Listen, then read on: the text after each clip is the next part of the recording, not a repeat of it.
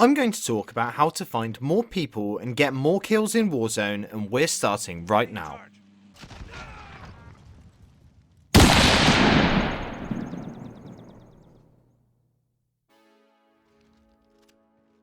What's up guys, it's Average Ol, making average content for the average viewer, and today I want to give you guys some more Warzone tips and tricks on how to get more kills in Warzone whilst focusing on how to actually find more enemies to shoot.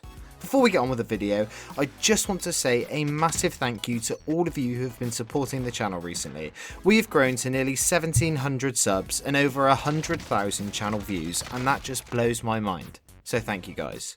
Anyway, that's not why you clicked on the video. You're here because you want some banger Warzone tips and tricks to help you get more kills than Korean Savage after he's reverse boosted all the way down to the lobbies that are reserved for people who literally don't have any thumbs. But I digress. Obviously, in a map of the size and magnitude of Verdansk, there are going to be some games where you cannot find another player for the life of you, and it seems like you're wandering around in a bloody wasteland. Well, today's video, I aim to help you find all these pesky enemies and put them on their asses faster than a fat person on a slip and slide.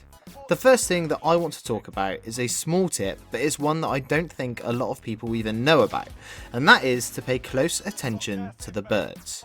Now I know that it's no surprise that there are birds in the game, as I'm sure most of you tried to snipe them on many occasions after mistaking them for an unfortunate gulagger, but did you know that these little guys actually give away the positions of enemies?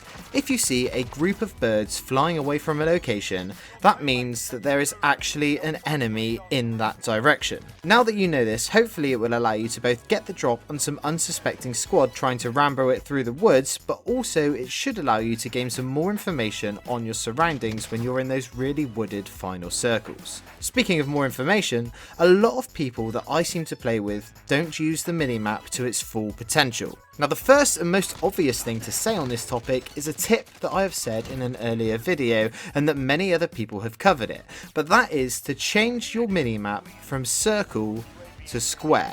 This actually gives you about 20% more visibility. I know that most of you will have already known this one, but I thought it's good to repeat for any new players that haven't heard it yet, as I still see a lot of clips online with people using the circle minimap. Now, the real tip that I wanted to say with regards to the minimap is when playing with other people, especially if you don't have mics and you're solo queuing. So when you see the icon next to their gamer tag flashing up saying that they are shooting, you know that they are engaging in a gunfight. Now a lot of the time I see people running around like some sort of headless chicken that can only shout ping it over and over again. What you can do in this situation is have a look at the arrow on the minimap that represents your teammate and line up your own arrow so that they are both facing in the same direction. At this point, unless you actually have the eyesight of a mole, you should be able to have a good idea of where your teammate is shooting, and even if you do have decent comms with your teammates, it's still a great idea to get into the habit of employing this strategy, as it will allow you to get involved in the gunfight a lot quicker and ultimately get more kills in Warzone. So, whilst we're on the subject of locating the gunfight, I do want to briefly go over something that has been in every single Call of Duty since the dawn of Call of Duty, and that is the red curve that you get on your screen when you get shot. Now look, I don't want to teach you guys how to suck eggs, but quite a lot of the time, I see people getting sniped from an enemy in the distance and have absolutely no idea where the shot came from.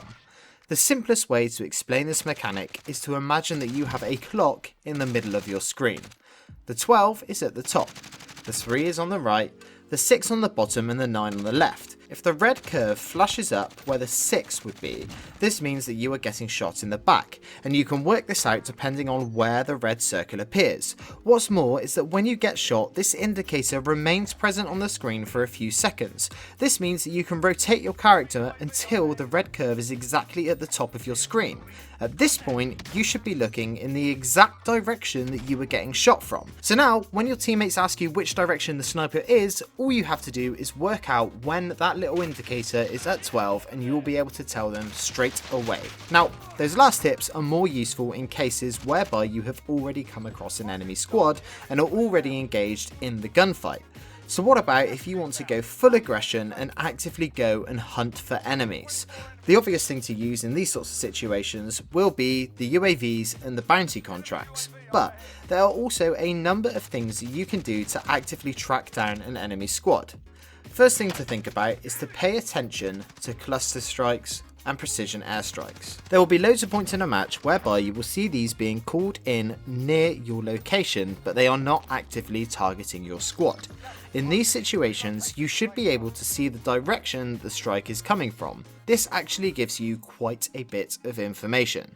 Both of these will always come from the exact direction of the enemy who called it. This means if you see the strike going from Dam into downtown, the enemy will likely be somewhere near Dam in a straight line from where the strike is heading. This can be super useful information, as a lot of the time these people will be pretty distracted by whatever gunfight they are in that made them call the strike in the first place, so you should be able to sweep in and get an easy squad wipe with little to no resistance. Another way that you are able to find people in the vast emptiness that can be Warzone sometimes is to use vehicles to your advantage. Now, there are a couple prerequisites that I should mention before I go on with the tip. First, choose your vehicle wisely. In my opinion, the absolute best vehicle to use in all situations will be the Land Rover. This gives you the best balance of protection from bullets but still having a decent amount of speed. If you try and do this on a quad or in a buggy, then it will be super easy for an enemy squad to riddle you full of bullets, and if you do it in a truck, well, you're going to be about as fast as a snail that smoked a load of weed. Another thing that I would suggest is that you put a trophy system on top of the car. This one's pretty self-explanatory, as it will stop you getting RPG'd and C4'd and sending your whole squad back to the menu crying. Now once you have your car set up with your trophy system, all you need to do is drive around doing your best impression of someone who drives a hot hatchback trying to pick up girls of a questionable age. Drift around the housing areas of the map beeping your horn. This will undoubtedly force some pesky snipers out from their little hole and give their position away. Quite often you'll be able to draw them out in the open and then drive straight past them again, but at the last minute two of your squad can jump out right in front of them. Most of the time the enemy squad will continue to track the moving vehicle, leaving your teammates to clean up some easy kills. One more Warzone tip that I really want to stress is to consider running stun grenades. I know I've said it all before and I'll say it again, you do not need 4 heartbeat sensors in a squad. I would say that 2 is the absolute maximum that you need. The thing is, heartbeat sensors are incredibly valuable at getting information on enemy whereabouts, but there are some limitations to how useful they can be. The first is when approaching a building that has multiple levels. The heartbeat sensor will tell you how far away an enemy is, but it will not tell you where they are in terms of verticality. This is where a stun grenade can come in extremely useful. If you chuck one through the top window and you get a hit marker, that means that you know that the top floor is where the enemies are hiding, meaning that you can capitalise and push them whilst they are stunned, or fire some pesky RPGs or other explosive through the windows. Another limitation to the heartbeat sensor is in the later stages of the match when a lot of people will have Ghost. Sometimes when you're approaching a late game circle, you will have a house or a barn or something in your way.